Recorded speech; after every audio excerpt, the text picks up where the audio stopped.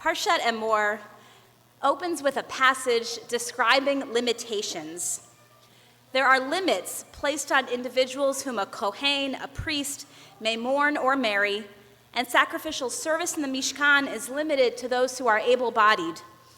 We learn in Leviticus chapter 21, verse 17, that any Kohen who has a mum, a blemish, or a defect is explicitly forbidden from offering the food of his God. Kohanim thus disqualified include those who are blind, lame, have a limb length discrepancy, are hunchbacked, have a broken limb, and many others. Though they are not stripped of their priestly status and are permitted to eat sacrificial meat, these Kohanim are forbidden to act as ritual leaders throughout the ages. They're not permitted to come behind the curtain into the holy space or to approach the altar.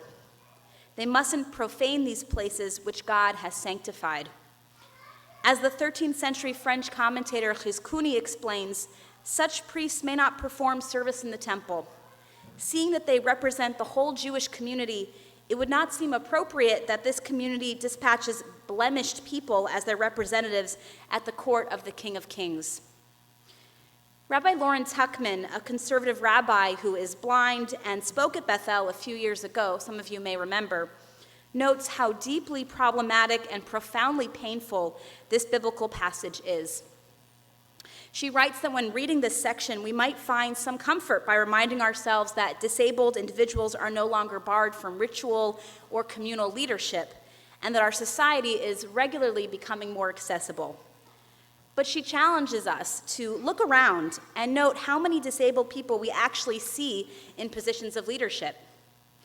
Given how few they are, Rabbi Tuckman asks whether we can really read this passage simply as a relic of ancient days. When the Americans with Disabilities Act was signed in 1990, it represented years of hard-fought activism. The ADA was a huge step forward, and our society has seen major changes since then. Accommodations for folks with a range of disabilities are now required in many buildings and modes of transportation. There are designated parking spots. It's hard to remember, maybe many here do remember a time when this was not the case. Disabled children attend school alongside non-disabled peers, and employers are generally aware of violating the rights of disabled employees. However, violations of the ADA abound. And the truth is that the majority of disabled Americans still struggle to find jobs, most affordable housing is not accessible, and disabled Americans as a group experience much higher rates of poverty and incarceration. The ways that the ADA and other disability rights laws have been implemented often require navigating a host of bureaucratic mazes to access support. In short, we have a long way to go toward equal access to employment, housing, and education. Rabbi Tuckman writes that Leviticus 21's list of Kohanim who are forbidden from sacrificial service points toward a desire that only socially normative bodies be the representatives of the people to the Holy One. But if we're all made in the image of God, as Genesis 1 teaches us, isn't that a bit of a contradiction? Are we so concerned with supposed physical imperfection? I see nothing in this text about spiritual sensitivity or emotional maturity that we assume that a supposed broken body equals a broken person. What does that say about the ways in which we subconsciously or otherwise dehumanize those without a perfectly normative presentation? We live in a world in which those of us who find ourselves on the social margins are not seen as equally trustworthy, equally competent. We're commanded in Leviticus 19 not to place a stumbling block before the blind. This mitzvah is often understood metaphorically as a warning to refrain from intentionally giving bad advice that will be detrimental to someone else and beneficial to ourselves.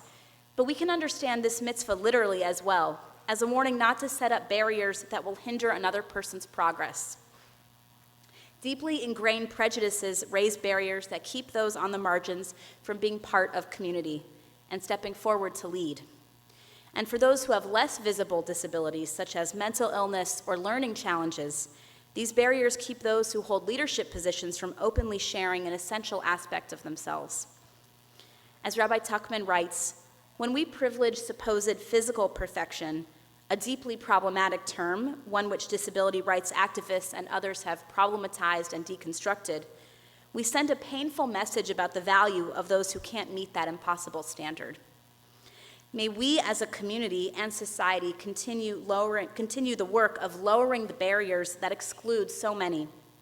And may the day soon come when the inherent dignity and worth of every person is sacrosanct.